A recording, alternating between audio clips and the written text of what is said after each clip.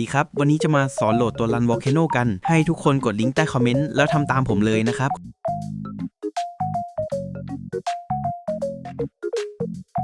กดติดตามผมและรอประมาณ15วิจากนั้นจะเด้งหน้านี้ให้ทำตามผมเลยแต่ต้องไม่ต้องกลัวนะครับที่ขึ้นอย่างนี้เป็นเพราะเว็บนี้ใช้โดเมนที่แปลกมันเลยเตือนแต่ถ้ากลัวก็ไม่ต้องใช้ก็ได้ครับจากนั้นดาวน์โหลดกดคีปและใช้งานได้เลย